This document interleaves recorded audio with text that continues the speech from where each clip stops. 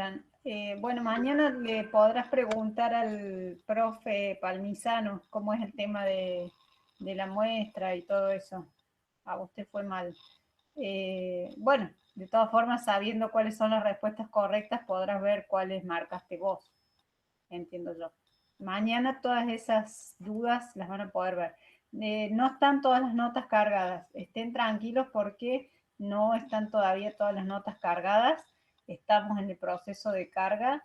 Si no te aparece hasta mañana, mañana en la clase de muestra, también ahí vas a poder preguntar, Héctor, que estaba consultando. Bueno, comienzo con la presentación.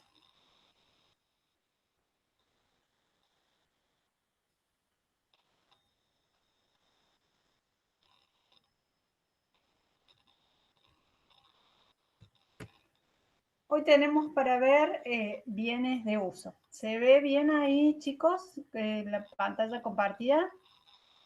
Sí, perfecto. Bienes de uso tiene como objetivos específicos de la unidad. Primero, medir los bienes de uso al momento de su incorporación al activo. Segundo, distinguir dos modelos que vamos a ver que se utilizan para evaluar el cierre, el modelo de costo y el de revaluación. Tercero, comprender y aplicar los métodos para calcular la depreciación. Cuarto, medir los valores de los bienes de uso al cierre del ejercicio según normas nacionales e internacionales. Acá está un poquito el contenido de la unidad.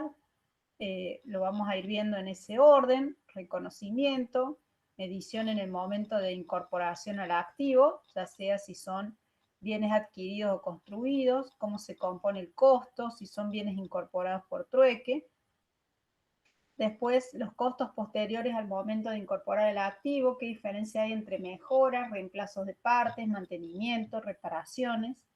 La medición al cierre de cada ejercicio, y ahí tenemos el tema del valor total del activo, donde vamos a ver estos dos criterios que yo les dije, el criterio de costo y el criterio de la revaluación, y el tema de las depreciaciones de los bienes de uso. Finalmente, dentro de la evaluación al cierre, tenemos el tema de comparación con valores recuperables. Después hay otro ítem, el 8.5, para los bienes de uso destinados a la venta, el 8.6, las bajas, el 8.7 habla de la NIF para pymes y el 8.8 de la resolución técnica 41. Como verán, la unidad es bastante larga y tiene muchos elementos. Yo traté de ir trabajando con cada tema y en cada tema les voy poniendo la comparación de todas las normas, digamos, nacionales e internacionales que hay en ese momento. Bueno, acá está la bibliografía. Fundamentalmente en lo que son las normas internacionales es la NIC 16 y lo que son las normas nacionales, la resolución técnica 17. También está la NIF para pymes y la RT 41, por eso les decía yo que ya vamos a ir viendo en cada parte qué se ve de esas normas. Bueno, vamos a empezar con el concepto. Como siempre, el concepto del rubro lo tenemos en la resolución técnica 9, capítulo 3, punto A5, y la definición de bienes de uso tiene como muchas partecitas importantes que tienen que respetarlas. Dice, son aquellos bienes tangibles. Esta es la primera parte, tangibles. Tangible significa que se puede tocar, que tiene sustancia física en el mundo real. Después dice, destinados a ser utilizados en la actividad principal del ente y no en la venta habitual. O sea que el destino del bien es el uso, a ser utilizado, no es para ser vendido, es un bien para ser utilizado. Incluyendo los que están en construcción, tránsito o montaje. Es decir, que si yo estoy construyendo un inmueble que voy a usar para la fábrica, o tengo una máquina en tránsito que me está llegando de otro lado, o tengo un aparato para la fábrica que se está montando o se está armando, eso también es un bien de uso. Y después dice, incluye los anticipos a proveedores por la compra de dichos bienes. Es decir que Si yo le entregué una seña a un proveedor, por ejemplo, de 200 pesos para comprar una maquinaria para usar en la fábrica, esos 200 pesos no son un crédito, es un anticipo a proveedores de bienes de uso y por lo tanto va dentro del rubro bienes de uso. Entonces, de nuevo, fíjense que tiene varios elementos la definición. Primero, son bienes tangibles. Segundo, destinados a ser utilizados en la actividad principal del ente y no para la venta habitual. Tercero, incluye los que están en construcción, tránsito, montaje. Cuarto, también incluye los anticipos a proveedores por la compra de dichos bienes. ¿Se entiende? ¿Sí? ¿Vamos bien? Cualquier duda, como siempre, me pueden preguntar. Prendan el micrófono y pregunten porque no estoy viendo el chat. Yo no les veo las caras ni veo el chat. Solamente estoy viendo mi PowerPoint. ¿Sí? Así que cualquier duda me prenden el micrófono y pregunten. Continuamos entonces con las características de los bienes de uso. Las características son las siguientes. Primero, se emplean continua o repetidamente en la actividad principal del ente. Esto es, como lo que yo les decía antes, que no es algo que lo voy a usar una única vez. Es algo que está destinado al uso en un tiempo prolongado. Entonces, como dice ahí, se emplean continua o repetidamente para la actividad principal del ente. Tiene una capacidad de servicio que no se agota ni se consume con el primer empleo, sino a lo largo del tiempo. Todos los bienes de uso tienen una capacidad, una cierta capacidad de servicio. Esa capacidad de servicio, si es un inmueble para trabajar adentro del inmueble, si es una máquina para producir unidades, si es un rodado para transportar, esa capacidad de servicio no se agota ni se consume con el primer empleo, sino que se agota o se consume durante un periodo de tiempo prolongado. Y por último, mientras están en uso, no se transforman en otros bienes ni están destinados a la venta. Esto es, no son una materia prima que se va a transformar en otro bien, ni tampoco está destinado a venderse, sino que está destinado a ser utilizado. Veamos algunos ejemplos, pero primero vemos la clasificación y después vemos los ejemplos. Los bienes de uso se clasifican según la posibilidad de traslado en bienes muebles, inmuebles o semovientes. Bienes muebles son aquellos que se pueden mover, pero uno los tiene que trasladar. Por ejemplo, un bien de uso mueble es una silla, un escritorio. Inmuebles son aquellos que no se pueden mover, un terreno, un edificio. Y semovientes son aquellos bienes que se mueven por sí mismos, como por ejemplo el ganado. Eso es un bien semoviente. Entonces, según que se puedan trasladar o no, se clasifican en bienes muebles, inmuebles o semovientes. Y según la posibilidad de pérdida de valor, ya vamos a ver que los bienes de uso, en la medida en que se van usando, van perdiendo el valor. Esa pérdida de valor puede ser por diferentes causas. Ya lo vamos a ver cuando veamos la parte de depreciación. Pero según esta posibilidad de pérdida de valor, los bienes de uso pueden estar sujetos a depreciación, esto es, que van perdiendo su valor a través del tiempo, sujetos a agotamiento, es decir, que es un bien que tiene una determinada capacidad productiva y en algún momento se agota. Los bienes que están sujetos a agotamiento normalmente son los bienes naturales. Entonces, por ejemplo, es una cantera de la cual vamos a sacar cal, por ejemplo. En algún momento esa cantera se agota, se acaba su capacidad productiva. Entonces, ese es el concepto de agotamiento. Y después hay otros bienes que no están ni sujetos a depreciación ni agotamiento. Por ejemplo, los terrenos. Los terrenos no se deprecian, no se gastan, digamos, ni se agotan tampoco. Componentes del rubro. Los bienes muebles, otros elementos, como lo que se conoce como muebles y útiles, equipos de computación, máquinas, herramientas. En las fábricas pueden ser matrices, automotores, aeronaves, barcos, terrenos, edificios y otras construcciones, activos biológicos en producción, Por ejemplo, una hacienda reproductora, árboles frutales, vacas lecheras, todos esos se consideran bienes de uso, etcétera, porque esta enumeración no es taxativa.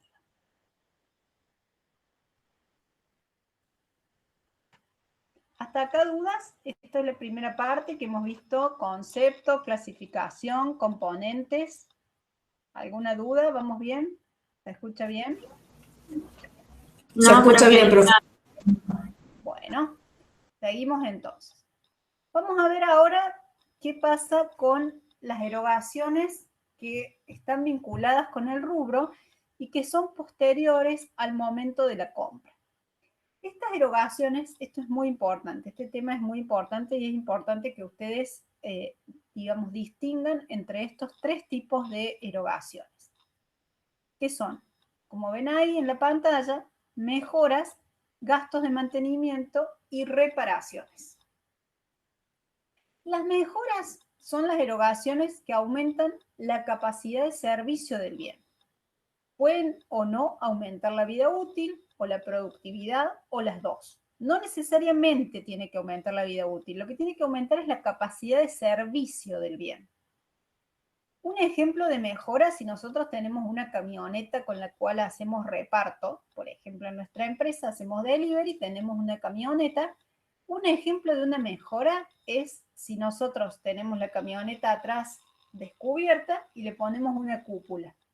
Entonces, al poner la cúpula, por ejemplo, nos sirve para poder hacer delivery los días de lluvia o transportar los días de lluvia. Entonces, eso hace que mejore la capacidad de servicio de ese bien. Entonces, eso se considera una mejora. Contablemente, esta mejora se activa, es decir, se registra dentro de la cuenta del bien de uso. En este caso de la camioneta sería más al debe de la cuenta rodados. Los gastos de mantenimiento son erogaciones para conservar la capacidad de servicio. Fíjense que arriba dijimos aumentar la capacidad de servicio y ahora decimos conservar la capacidad de servicio. Ejemplo de gasto de mantenimiento en el mismo caso del rodado, le hacemos un service al rodado. Ese service que le vamos a hacer no va a mejorar la capacidad de servicio del rodado, va a mantenerla, va a conservarla, o sea, nos va a permitir que el rodado siga andando bien y que podamos seguir haciendo el delivery. Entonces, eso es un gasto de mantenimiento.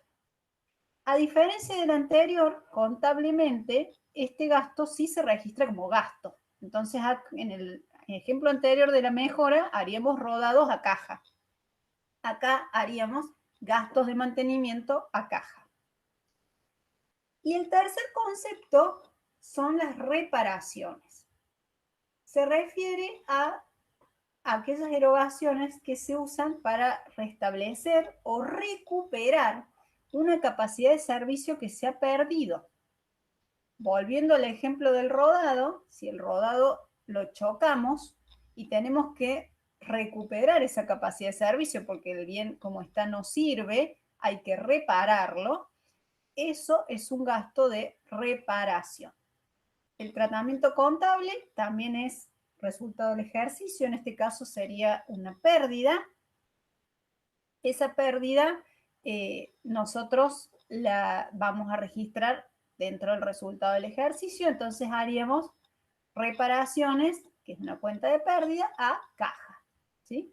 Entonces, en síntesis, mejora, aumenta la capacidad de servicio, puede o no aumentar la vida útil. Gastos de mantenimiento, conserva la capacidad de servicio. Y reparaciones, recupera la capacidad de servicio.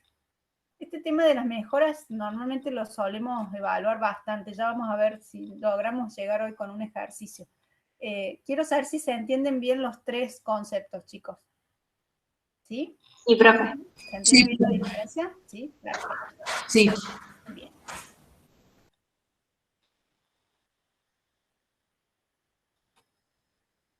Vamos ahora a ver el tema de las depreciaciones.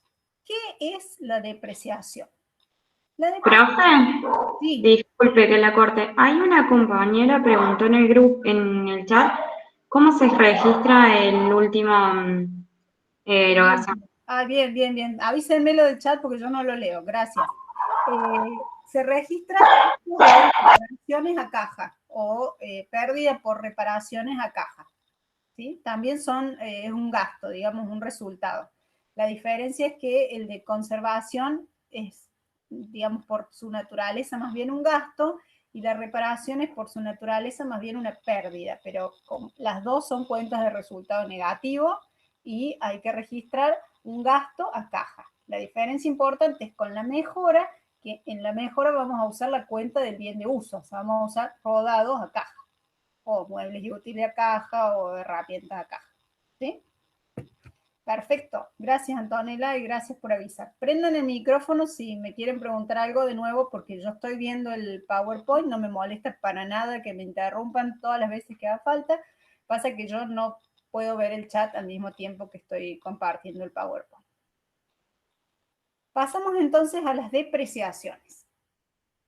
Las depreciaciones nos reflejan contablemente la pérdida de valor de los bienes de uso. ¿Por qué pueden perder valor los bienes de uso? Ustedes piensen en cualquier bien que tienen en su casa que usan durante mucho tiempo. Una mesa, una silla, una cama, ¿sí? A lo largo del tiempo y a lo largo de que yo lo voy usando el bien se va gastando, se va rompiendo, va quedando viejo, o algunos bienes, como yo les decía, están sujetos a agotamiento, ¿sí? Entonces, todos estos bienes de uso, nosotros en nuestros hogares tenemos un montón de bienes de uso, tenemos, qué sé yo, mesas, sillas, heladeras, dormitorios, escritorios, todo eso va perdiendo valor. Esa pérdida de valor, la contabilidad la tiene que registrar. Y esa registración se hace a través del concepto que se llama depreciación. Esta depreciación tiene muchas causas, que son las que tenemos acá. Desgaste es cuando el bien se va gastando. Deterioro es cuando el bien se rompe. Obsolescencia económica es cuando el bien queda fuera de mercado o queda viejo. Eso les puede pasar, por ejemplo, con una computadora o con un celular. Puede ser que el celular ande bien, no se haya roto, la compu ande bien, pero de repente tiene un sistema operativo o tiene determinada cantidad de memoria que ya no les permite usarlo porque tienen que usar ciertos programas o ciertas cosas que, para lo cual ese bien, digamos, ya no sirve. Entonces, eso es el concepto de obsolescencia, algo que se agota o que queda viejo. Y por último, el de agotamiento, que era el que yo les había comentado recién, cuando tenemos, por ejemplo, árboles frutales que tienen una cierta vida útil y que durante un tiempo nos dan árboles y después se agotan, vacas lecheras que nos dan leche durante un periodo y después la vaca, bueno, se pone vieja y no se reproduce más o no da más leche, una cantera que produce cal que tiene una cierta capacidad de producción. Esos bienes están sujetos a agotamiento. Cualquiera sea de estas causas, ya sea desgaste, deterioro, obsolescencia o agotamiento, la contabilidad tiene que registrar esa pérdida de valor, porque si ahora el bien está gastado, está deteriorado, no me sirve porque se pone viejo o se va agotando, yo contablemente tengo que reflejar esa pérdida. No lo puedo tener con el mismo valor de activo de siempre. Entonces, para eso se hacen las depreciaciones. Normalmente, el método que más usamos es el método que se llama de la línea recta, donde a nosotros nos dan una cierta vida útil del activo, el tiempo por el cual el activo lo vamos a usar, y tomamos esta fórmula. El valor a depreciar es igual al valor de origen menos el valor de recupero que el bien tiene al final, o lo que se llama valor de rezago, dividido la cantidad de años. Vamos a pasar a ver los distintos métodos que hay de depreciación.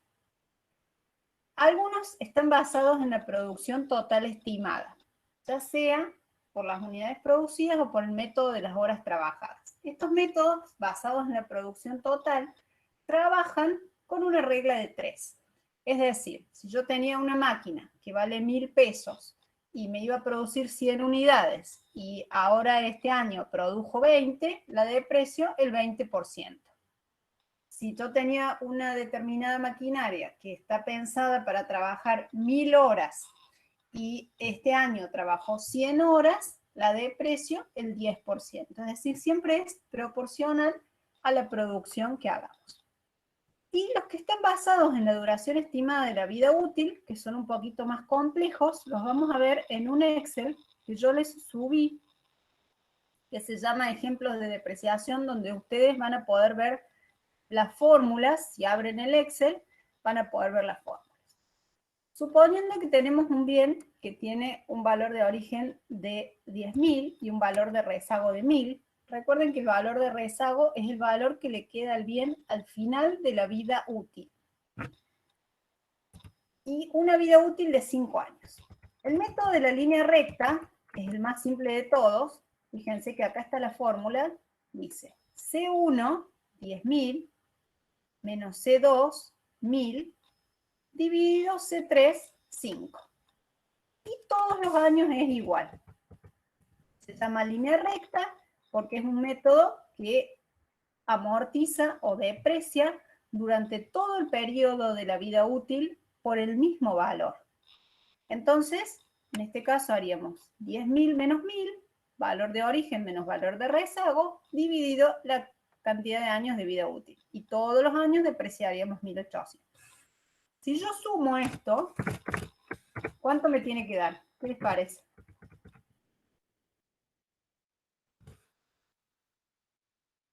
Alguien que hable. ¿Cuánto me tiene que dar esa suma? 9.000. 9.000, exactamente. ¿Por qué? Porque ese es el valor que yo tengo que depreciar. Yo tengo algo de 10.000 y tengo que llegar a que valga 1000 a través de los 5 años. El tema es cómo distribuyo esos 9.000 en los 5 años. El método de la línea recta lo distribuye igual en los 5 años. ¿Sí? Vamos a complicar un poquito más esto. Tenemos dos métodos que son los que se llaman por suma de dígitos. Los métodos son crecientes o decrecientes. El creciente hace que la amortización sea más baja los primeros años y más alta al final, y el decreciente es exactamente al revés. Se deprecia mucho más al principio y mucho menos al final. El método se calcula así. Vieron que se va complicando la fórmula. Siempre tomamos al debe 10.000 menos 1000. Esto es lo mismo. Y lo vamos a dividir por la suma de dígitos. Es decir, por 1, más 2, más 3, más 4, más 5. Me da 15. Y luego lo voy a multiplicar por el año que yo estoy trabajando. Entonces, en el primer año voy a tener 10.000 menos 1000 dividido 15 por 1. En el segundo año, 10.000 menos 1000 dividido 15, que es la suma de dígitos, por eso se llama método de suma de dígitos, por 2. Y así sucesivamente, por 3, por 4, por 5. Es decir, que hago los mismos 10.000 menos 1000, que son los 9.000, eso no cambia. En vez de dividirlo por 5, lo divido por la suma de los dígitos. Si son 5 años, va a ser 1 más 2 más 3 más 4 más 5. Si son 10 años, va a ser 1 más 2 más 3 más 4 más 5 más 6 más 7 más 8 más 9 más 10. Y así sucesivamente. Y eso que me da, lo multiplico por el año que estoy trabajando. Es decir, si es el primer año será por 1, si es el segundo año por 2, tercer año por 3 y así sucesivamente. Si se fijan, la suma de esto también me da 9.000. Siempre la suma de las depreciaciones me tiene que dar 9.000. ¿Se entiende? ¿Sí? Sí, profe. Este método es exactamente al revés. Acá trabaja con multiplicando por 5, es decir, fíjense que este 3.000 se corresponde con este 3.000, este 2.400 con este, el 1.800 es el mismo porque está al medio, el 1.200 va así y el 600 hacia atrás. También suma 9.000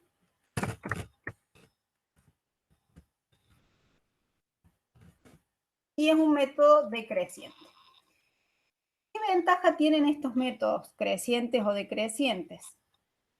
Pueden ser más exactos que el de la línea recta, porque el de la línea recta muestra como que el bien pierde exactamente el mismo valor todos los años. Y eso por ahí no es verdad. Hay bienes que pierden muy poco valor al principio y mucho más al final, y otros que pierden mucho valor al principio y mucho menos al final por su propia naturaleza.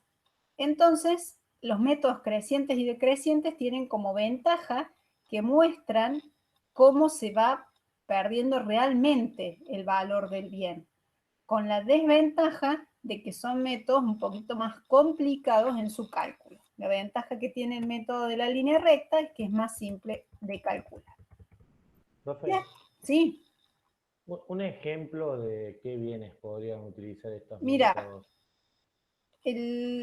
Los ejemplos de métodos, algún método decreciente, por ejemplo, es muy típico un auto 0 kilómetros. El auto 0 kilómetros pierde mucho valor apenas lo usas el primer año por dejar de ser 0 kilómetros y después va perdiendo cada vez menos valor. Ese es un ejemplo muy típico de algo decreciente. Y algo creciente podría ser algo tecnológico.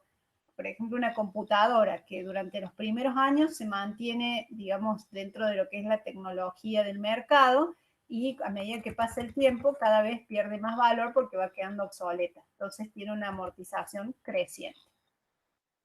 ¿Sí? ¿Se entiende? Perfecto, profe, gracias. ¿Alguna otra duda con estos métodos antes de pasar a otros que son un poquito más difíciles?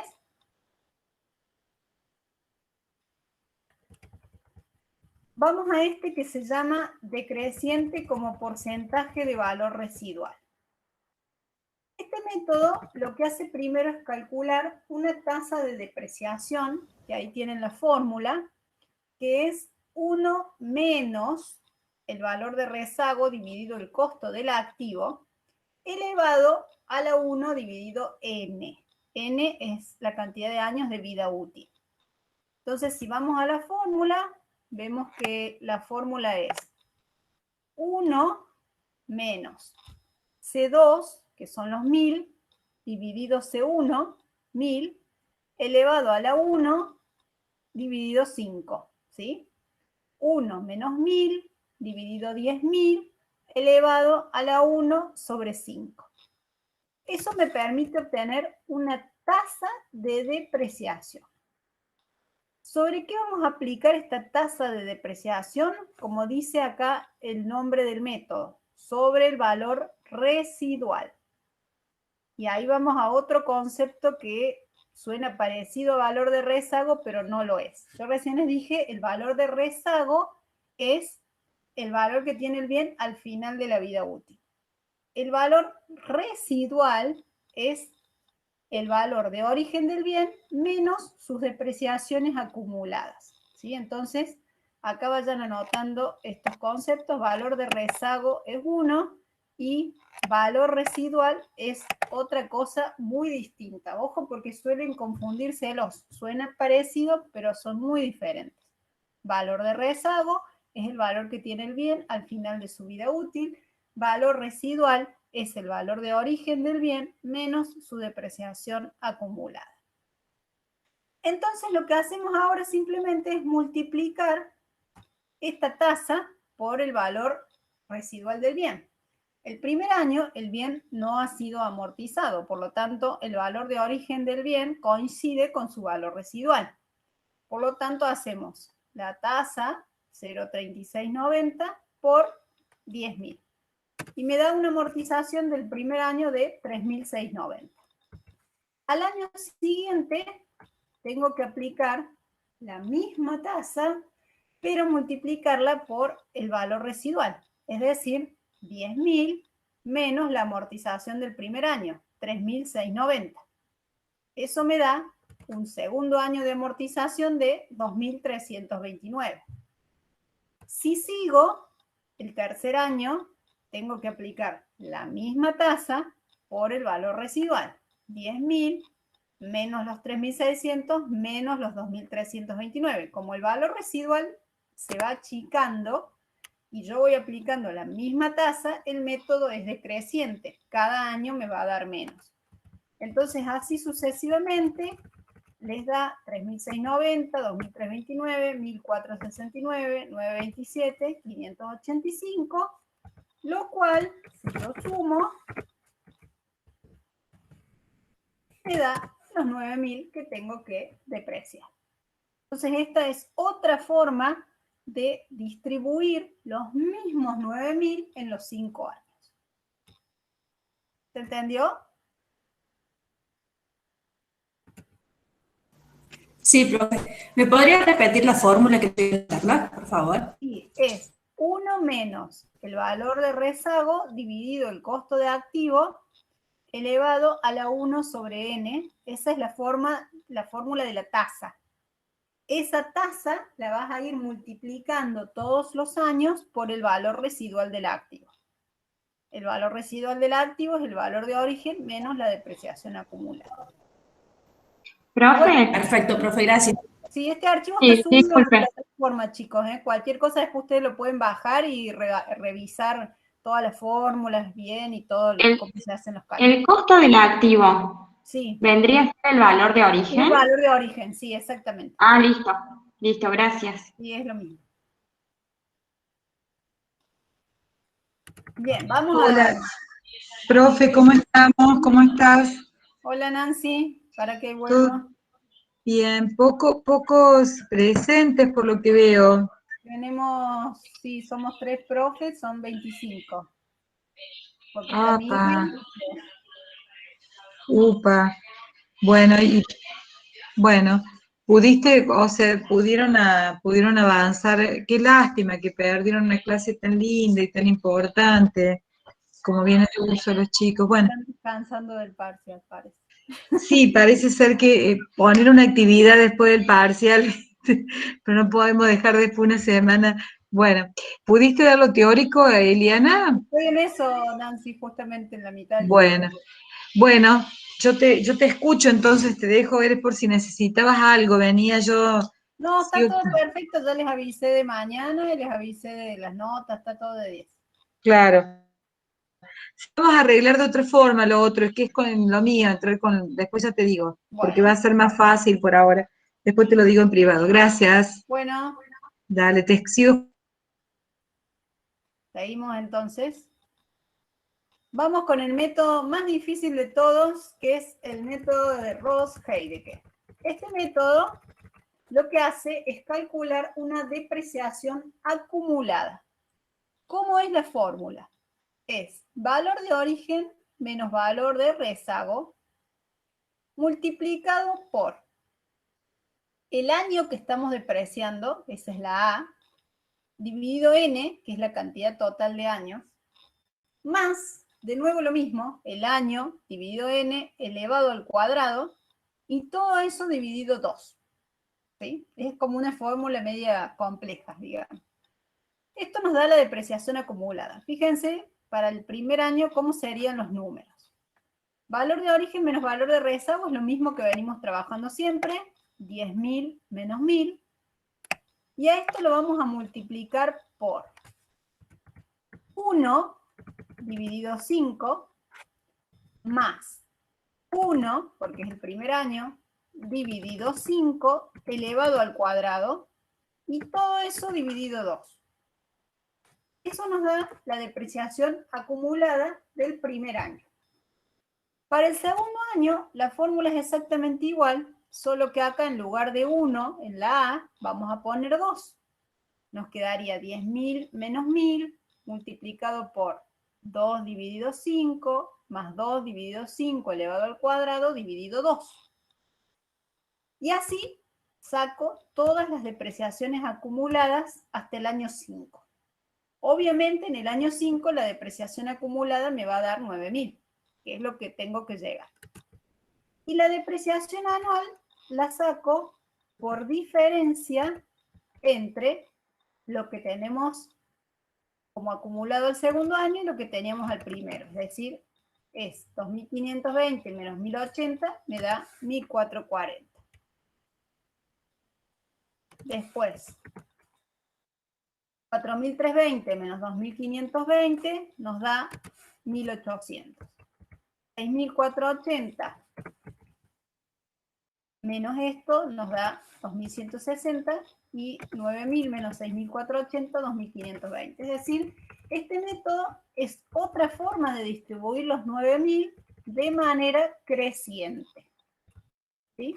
Si lo sumamos, como todas, nos tiene que dar 9.000. ¿Sí? Estos son los distintos métodos de depreciación de la línea recta. ¿Alguna duda con esto?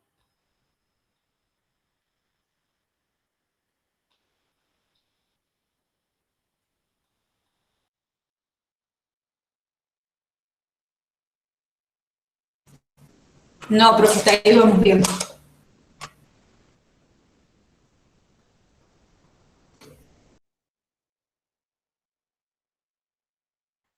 Bueno, perfecto entonces. Voy a cerrar el archivito este. Este archivo, recuerden ustedes, lo tienen en la plataforma. Así que ustedes pueden bajarlo y ahí ver bien cómo está la fórmula y todo lo demás. Y aquí volvemos con nuestro archivo teórico de los métodos de depreciación que ya los vimos. Vamos a pasar entonces a lo que es la medición inicial. Acá la resolución técnica que tenemos que ver es la resolución técnica 17, el punto 4.2, que dice medición contable de los costos. ¿A qué se refiere con medición inicial? ¿A qué valor vamos a incorporar el bien al patrimonio? Los bienes adquiridos, o sea, los que compro, se incorporan al costo. ¿Qué incluye el costo de un bien? El costo de un bien son todas las erogaciones necesarias para poner ese bien en condiciones de ser vendido o utilizado. En este caso, como es un bien de uso, serán todas las erogaciones necesarias para poder poner ese bien en condiciones de ser utilizado. Ahí fíjense que tenemos algunos ejemplos de cuáles pueden ser estas erogaciones necesarias en el caso de bienes de uso: precio de contado más costos de transporte, carga y descarga, montaje e instalación, prueba y puesta a punto, impuestos a cargo del comprador, derechos aduaneros o inscripciones registrales. Todos esos son los posibles gastos que, o erogaciones, digamos, que pueden ser incluidas dentro del costo. Los bienes que son donados o aportados se incorporan al valor corriente de ese momento. Trueque a costo de reposición. Los producidos al costo de producción. Y acá tenemos un puntito más, que es la posibilidad de activar los costos financieros cuando el costo financiero se refiera a un periodo prolongado de producción, puede formar parte del costo. Entonces, en el caso de los bienes producidos, deben tomarse al costo de producción. ¿Qué nos dice la resolución técnica 41 para los entes medianos y pequeños? Es similar a la resolución técnica 17, es decir, que no hay diferencia en lo que es la medición inicial.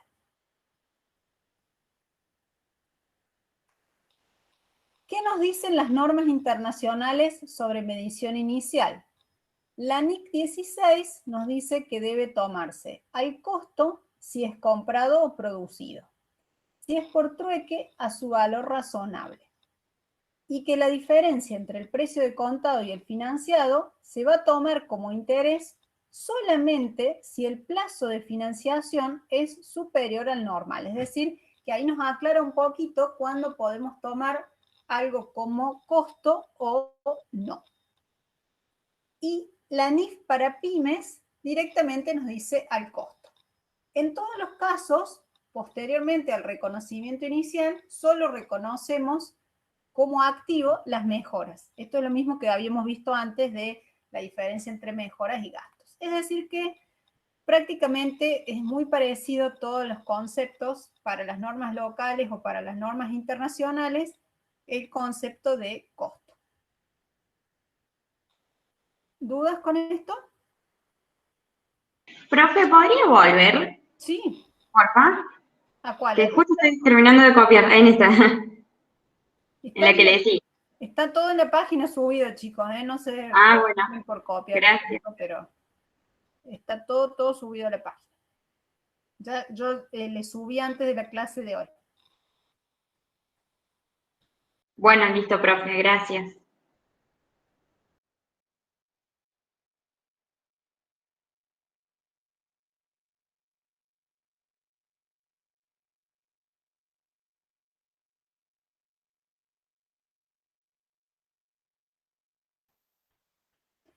Pasemos a la medición al cierre. La medición al cierre la tenemos en la resolución técnica 17.511, donde nos da para optar por dos modelos. Uno es el modelo de costo, que determina que el valor al cierre del bien de uso es el costo, o sea, lo que me costó, menos las depreciaciones acumuladas, menos si hubiera deterioro de valor, o sea, si el bien se rompe o alguna pérdida de valor significativa. Y la otra es el modelo de revaluación, que en lugar de trabajar con el costo, como está acá, trabaja con el valor razonable. Costo es un valor histórico, es un valor de origen. Valor razonable es un valor corriente, es un valor del momento de la medición. Entonces, el modelo de costo trabaja con valores del pasado, con valores históricos. El modelo de revaluación trabaja con valores corrientes. En los dos casos siempre es costo menos depreciación acumulada menos deterioro. Lo que es importante es esta palabrita de acá, costo o valor razonable. Vamos a entrar un poquito más ahora, porque este método del costo es muy fácil, es el valor de origen menos la depreciación acumulada. Les voy a explicar ahora bastante más este nuevo modelo de revaluación. ¿Qué se refiere a valor razonable? ¿Qué es el valor razonable? Fíjense esta definición. Es el importe por el cual se puede intercambiar un activo o cancelar un pasivo entre partes independientes, interesadas e informadas. Ejemplo de valor razonable es una estimación realizada por expertos independientes, si no se puede utilizar algún método por rendimiento o el costo de reposición. En definitiva, el valor razonable es el importe al cual yo podría vender o comprar ese activo que tengo al cierre. Nos dice la resolución técnica que tenemos que aplicar la misma alternativa a todos los bienes de una misma clase, es decir, yo no puedo evaluar algunos bienes, digamos, de algunos muebles y útiles a valor razonable y otros muebles y útiles a costo. A toda la misma clase de bien tengo que aplicar el mismo criterio, es decir, puedo, por ejemplo, a los inmuebles tomarlos a costo y a las herramientas tomarlas a valor, a método de revalúo. Pero dentro de las herramientas, a los que son de la misma clase, a todas les tengo que aplicar el método de revalúo. ¿Cada cuánto tengo que revaluar? Fíjense, frecuencia de la revaluación. Dice, no es necesario en todos los ejercicios, pero la frecuencia debe garantizar que se mantenga el valor razonable. Es decir, que no hace falta hacerlo en todos los ejercicios, pero sí, digamos, si hay alguna muestra de que cambia ese valor, hay que volver a hacerlo. Normalmente se hace todos los cierres. ¿Cómo se puede trabajar con estos valores revaluados? Normalmente se consulta a un tasador o especialista donde va a tomar. Si hay un bien que tiene el mercado activo en condiciones actuales, es decir, si hay un mercado activo del bien usado como está, eso es muy común en los autos, que hay un mercado de autos usados, yo puedo sacar cuál es el valor de mercado en ese mercado de autos usados. Es decir, si yo digo, hoy tengo un Peugeot 208 modelo 2016, hay un mercado para ese auto, entonces el valor de mercado, en ese mercado de usados, de hecho hay, qué sé yo, revistas, ese valor es el valor del bien.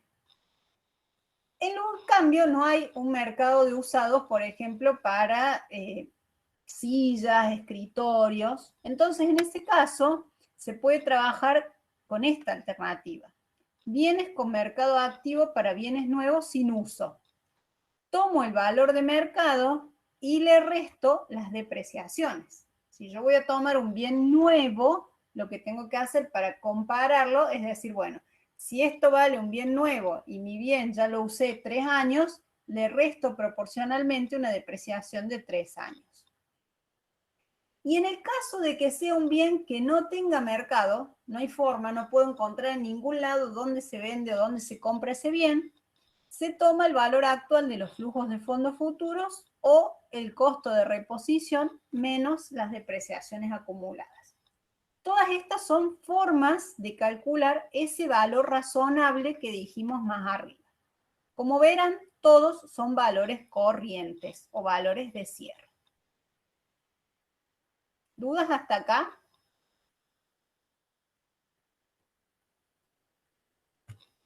No, profe.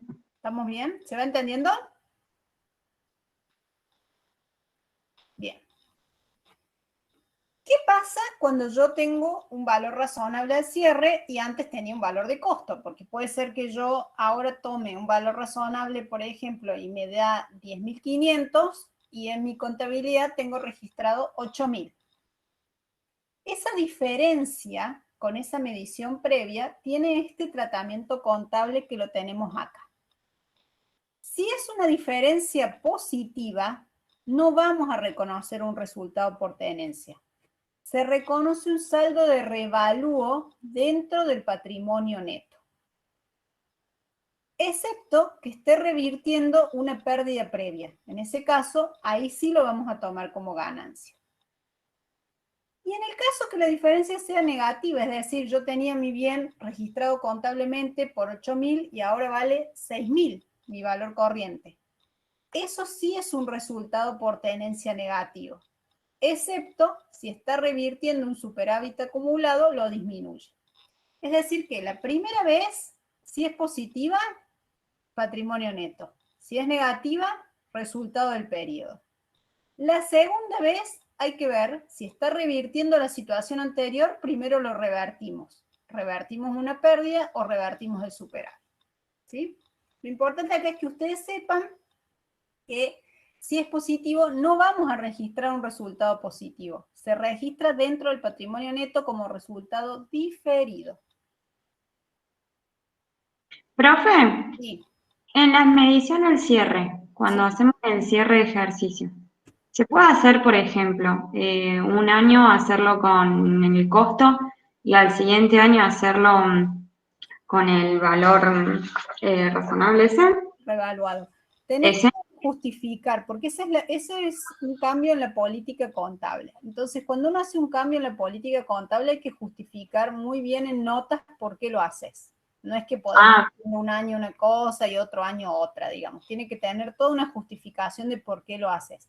Claro. Si tú vas todos los años cambiando de política en política, es muy probable que un auditor que te esté revisando ese balance diga que no representa la realidad, digamos.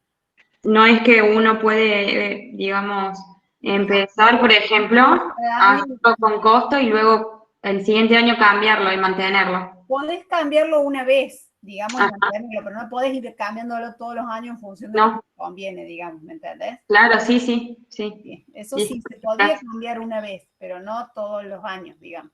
Una vez que adoptas una política, la tenés que mantener para cumplir con el criterio de uniformidad de la información contable. ¿Alguna otra pregunta? Profe, yo tengo una pregunta. Sí, te escucho muy bajito. ¿Ahí me escucha mejor? Ahí está mejor, Héctor. Usted cuando dice que es un resultado diferido este saldo por revaluación, sí. ¿Es porque, digamos, el resultado se va a reconocer cuando se venda el bien? Exacto, se reconoce en la baja, sí. Ah, bien. Sí, Bueno, gracias, se llama resultado diferido, porque no se reconoce dentro del resultado hasta el final.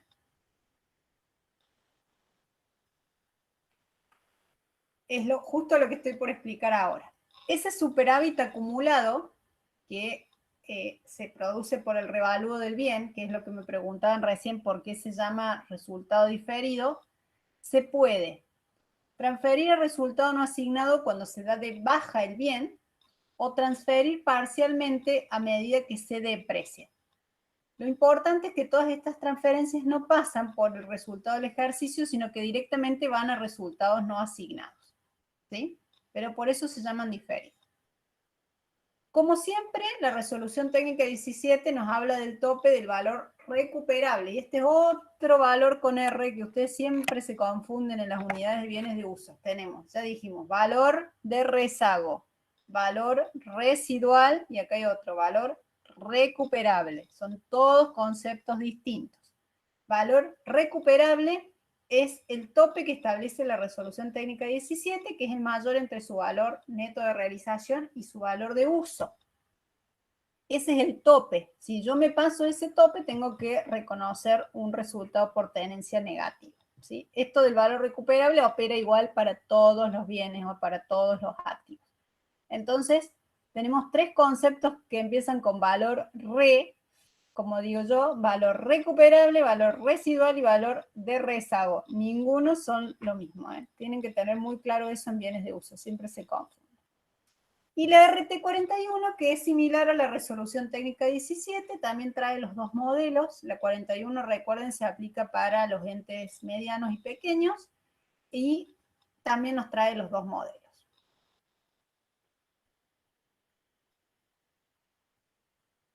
Hay una excepción a la medición en las normas nacionales, que es en el caso de los activos biológicos. Para los activos biológicos tenemos que referirnos a la resolución técnica 22.72.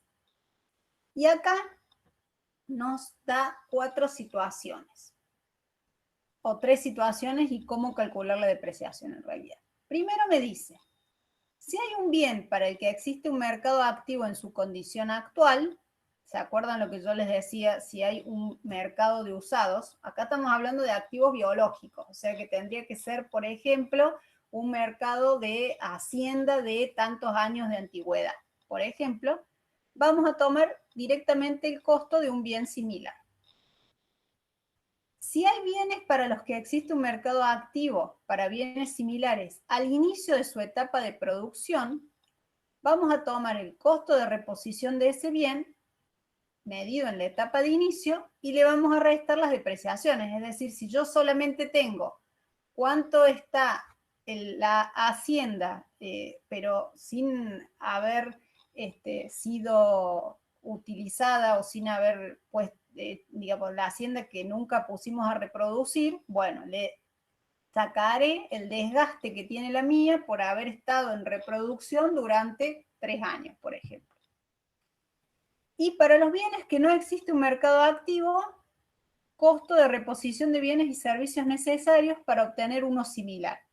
Y si eso no se puede, al costo original. Fíjense qué diferente que es el criterio de la resolución técnica 22 comparado con la 17. La 17 me dice que yo opte entre el costo y el revalúo.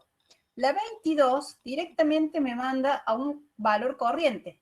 Costo de reposición si hay, costo de reposición menos depreciaciones y costo de reposición para obtener uno similar. Si ninguno de estos 3 se puede obtener, recién ahí podemos evaluar el costo. O sea que acá el costo no es una alternativa, sino que es como el último que queda si no puedo obtener ninguno de los anteriores. Y las depreciaciones acumuladas hay que calcularlas por los métodos basados en la producción. ¿Se acuerdan que yo les dije que había 2 métodos, uno basado en la producción y otro basado en la vida útil? En este caso, las depreciaciones acumuladas siempre tienen que ser en los métodos basados en la producción. ¿Qué nos dicen las normas internacionales de la medición al cierre? La NIC 16 nos dice lo mismo que la RT 17. En realidad, la RT 17 antes decía otra cosa, después salió la NIC 16 y después salió una resolución técnica 31 que modificó la 17 para que quedara igual que la NIC 16. Y nos dice que tenemos que evaluar el modelo de costo o modelo de revalúo, también basado en el valor razonable. Mientras que la NIF para pymes en la sección 17 nos dice que en el caso de los bienes de uso solo podemos utilizar el modelo de costo. Es decir, fíjense ustedes cómo acá en el caso de NIF para pymes se simplifica y solo nos deja un modelo, ¿sí? Bien, ¿dudas con esto de medición al cierre? Nos queda ver unos 2 temitas más muy cortitos y un ejercicio. ¿Dudas Profe, con lo de la medición al cierre? yo tengo una pregunta. Sí, te escucho muy bajito, Héctor. Ahí ¿Vos te sí escuchás? se escucha Ahí mejor, está ¿no? mejor. Ahí está. ¿Por qué se mide, digamos, por qué se da a lo que son bienes de uso esa opción entre costo y valor razonable y lo que son biológicos se lo deja al último el costo? Porque es así como se definió la norma, porque normalmente los activos biológicos poseen más mercado para determinar un valor corriente que los activos que son bienes de uso normales. Entonces, en el caso de los activos biológicos es más fácil encontrar un valor corriente. Por eso es que se trata de, digamos, poner primero el valor corriente y de última, si no se puede, el de costo. En cambio, en el otro caso, para evitar digamos que sean valuaciones muy subjetivas, es que se le da la opción de tomar el costo o el valor razonable. ¿Sí? ¿Se entendió? Perfecto, profe. Sí, se entendió, gracias. ¿Alguna otra pregunta con esto de la medición al cierre? Bueno, vamos a ver 2 temitas más muy cortitos. El primero es cuando tenemos propiedades para inversión o activos no corrientes disponibles para la venta. Ustedes saben que los bienes de uso se usan, pero en algún momento yo puedo querer venderlos. O sea, de repente esa camioneta que le puse la cúpula, que le hice el service, que la choqué y la reparé, en algún momento la quiero cambiar. Entonces, salen de esa característica o de ese rubro de bienes de uso y pasan a formar parte de lo que se llaman los activos no corrientes disponibles para la venta. ¿Cómo evaluamos estos activos no corrientes disponibles para la venta? La RT17 en el punto 5.11.2 nos dice que lo tenemos que tomar al costo menos depreciaciones acumuladas o al BNR, valor neto de realización, el menor entre los dos. La NIF 5, en este caso, es la que trata este tema, el menor entre valor de libros y BNR, con el tope de la NIC 36, que es la de deterioro. Y la NIF para pymes, en la sección 16, nos dice exactamente lo mismo, menor entre el valor de libros y BNR, con el tope de la sección 27, que también es la de deterioro. O sea que, fíjense que normalmente las tres evaluaciones son similares, es el valor de libros o BNR el menor, siempre teniendo en cuenta el tope del valor recuperable. Esto es para que ustedes sepan que cuando un bien de uso deja de ser usado y se destina a la venta, cambia la categoría del bien y por lo tanto cambia el criterio de evaluación y dónde se expone. Y por último, en la exposición lo vamos a poner en el estado de situación patrimonial, activo, por definición va en el activo no corriente, el rubro se llama bienes de uso y la información complementaria que debemos presentar la tenemos en la resolución técnica 9, capítulo 6, punto A3, donde tenemos que describir la naturaleza del bien, cuál fue el saldo inicial, más las adiciones, menos las bajas, menos las depreciaciones y desvalorizaciones, cuál es la vida útil y cuántas son las depreciaciones acumuladas. Todo esto es lo que tenemos que informar en la nota de los bienes de uso. Eso ya lo van a ver la clase que viene, cuando armen una nota. En realidad, para hacer más fácil, todos estos datos se arman en un cuadro de bienes de uso para poder explicarlo un poco mejor. Bueno, nos queda un ejercicio a trabajar, como dice ahí. ¿Dudas con esto teórico? Era medio larguita la clase hoy. ¿Dudas con esto? Hoy vamos a ver un ejercicio fácil y mañana tienen la muestra y el martes van a terminar el capítulo de bienes de uso con Nancy. Van a ver los 2 ejercicios que faltan, que son los más difíciles. Eli, ¿te parece que hay tiempo, profe, para ver el ejercicio? Que veo que hay poquitos, como Como vos quieras. sabés, Nancy, yo no tengo nada, mi tiempo hay porque en 20 minutos lo doy. Hasta las 8:30 lo debo dar perfecto. Bueno, bueno, bueno. ¿Querés darlo Porque vos? ya me parece, ¿cómo han andado? ¿Preguntaron? ¿Dudas? Sí, ¿Cómo les ha sí, ido con...? están despiertos. Los tengo despiertos. Ah, muy bien, Eliana, muy bien lo suyo. Excelente. Y Miriam, que también está por ahí. Bueno, sí, escuchamos el ejercicio, Yo cualquier lo cosa. doy de última, Nancy, si vos querés el martes que viene, lo podés Re- retomar. retomamos de ahí. Bueno, Doy, entonces, dale, dale. Que bueno, sea dale planteamiento del ejercicio nomás. dale. Dale, gracias. Bueno, vamos a ver el primer ejercicio de la guía de bienes de uso.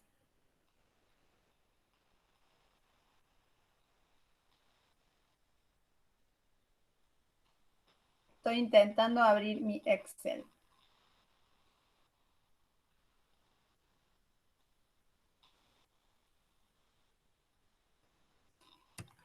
Dice lo siguiente.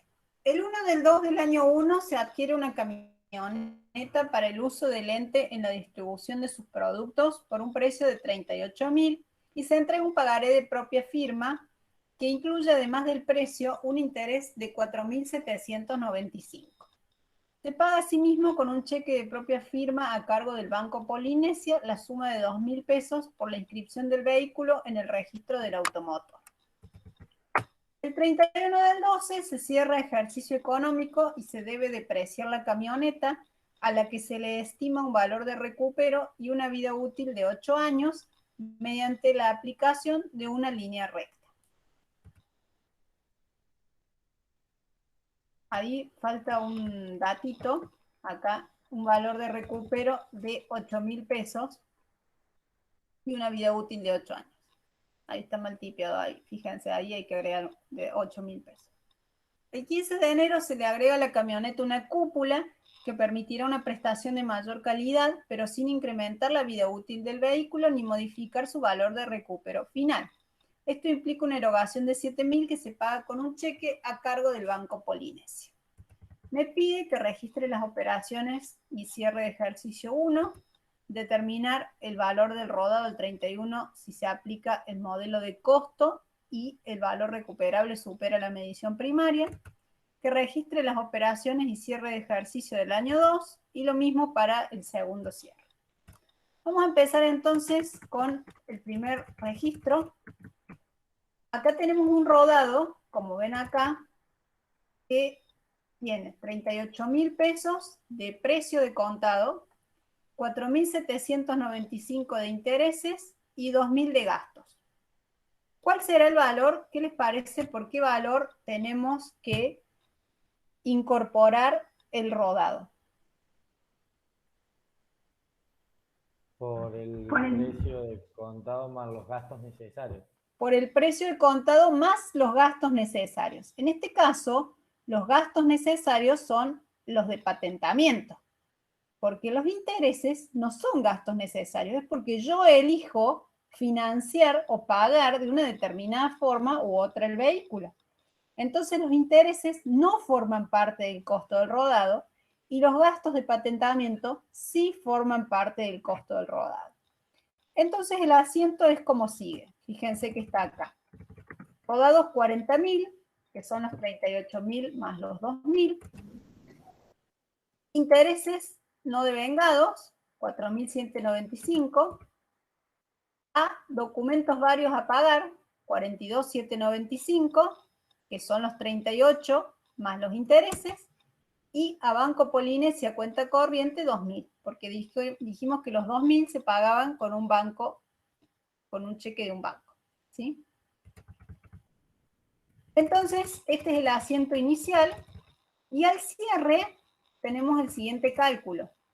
40.000, que es lo que estaba en el activo, menos 8.000, que es el valor de rezago, dividido 8 por el método de la línea recta, depreciación de rodados a depreciación acumulada rodados, 4.000. Esto sería el año 1. ¿Dudas con esto? Es bastante simple el ejercicio. porque trabaja con el método de costo. Ya los que van a ver la semana que viene trabajan con el método de revalúo y un poquito más complicado. ¿Qué pasa el año 2? El año 2 dice que le agregamos una cúpula al rodado.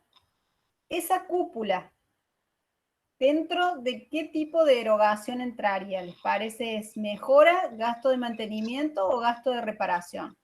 Una mejora. Una mejora. Por lo tanto, ¿qué tenemos que hacer con eso? ¿En qué cuenta lo tenemos que registrar? ¿Activo o gasto? Sí, ¿Como activo, profe? Como activo. Exactamente. Entonces, vamos a hacer, acá nos muestra el valor al cierre del rodado, 40.000 menos 4.000, 36.000, eso es el ejercicio 1. Y acá tenemos entonces rodados a banco, 7.000. Si esto hubiera sido un gasto de mantenimiento o un gasto de reparación, acá al debe, en lugar de usar la cuenta rodados, habríamos puesto gastos de mantenimiento o gastos de reparación. Y acá tenemos que calcular la depreciación al cierre nuevamente. Tenemos el cálculo hecho acá. Cuando hay una mejora, la fórmula de depreciación se cambia un poquito. Hacemos 40.000, que es el valor de origen, menos 8.000, que es el valor de rezago, menos 4.000, que son las depreciaciones acumuladas, más 7.000, que son las mejoras. Dividido los años de vida útil restantes. Como esto tiene 8 años y ya pasó 1, tenemos 7. Entonces, de nuevo, valor de origen menos valor de rezago menos depreciaciones acumuladas más mejoras al denominador dividido años de vida útil restantes. Anoten esa fórmula. Así es la fórmula de depreciación cuando tenemos mejoras.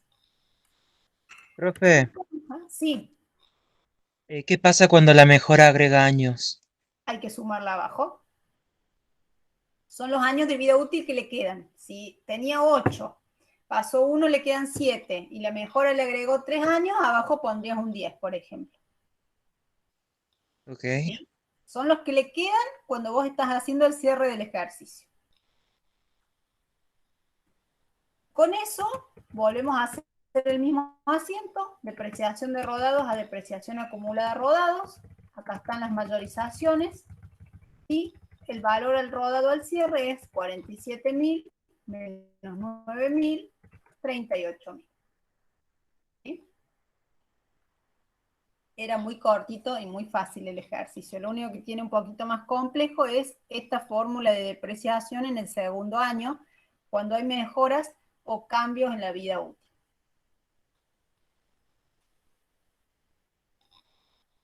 ¿Alguna duda con este ejercicio? No, profe.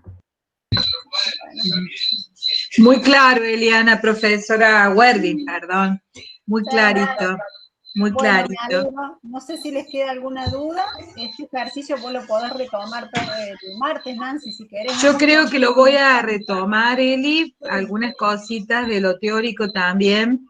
Bien. Voy a retomar un poquito y un poquito para, ¿sabes qué? Para ir avanzando un poco más, ¿viste? Porque, bueno, es un tema medio bravo, bien que uso y no Sí, están unidos, pero bueno. Mañana tienen la muestra, por un tema técnico van a tener en un rato las notas, que bueno, que fueron cargadas, pero por un tema estuvieron cargadas en otro lugar. Y mañana van a tener la muestra del parcial, el único día que se habilita la muestra con las notas que van a tener, así que les pido porfa que traten de comentarse entre ustedes, porque puede que después le toque alguna pregunta en el final, normalmente no repetimos, pero por ahí, bueno, y para aclararse dudas, va a estar el profesor toda la hora, así como la hora de la profe Eliana, mostrando exclusivamente el examen. ¿Estamos? Profe, perdón, yo hoy ingresé tarde a la clase. Quería saber si la nota que está en actuación provisoria es la que es del examen, o sea, la que nos sacamos en el examen. Perdón, ¿qué apellido sos? Olmos, Maidana. Maidana. Olmos, Maidana. ¿Cuál es tu apellido? Olmo. Ah, bien, perdón. Olmos Maidana, Grecia, sí. ¿Qué nota te figura? Un 6. Sí, perfecto. Perfecto. ¿Qué parte lo viste? Porque justamente tengo que ha sido cargado en forma incorrecta, en forma provisoria lo viste. Sí, en actuación provisoria. Bueno, perfecto, sí, es un 6. Bueno, gracias. Gracias, ¿Sabés qué pasa, excelente. Nancy? Lo están viendo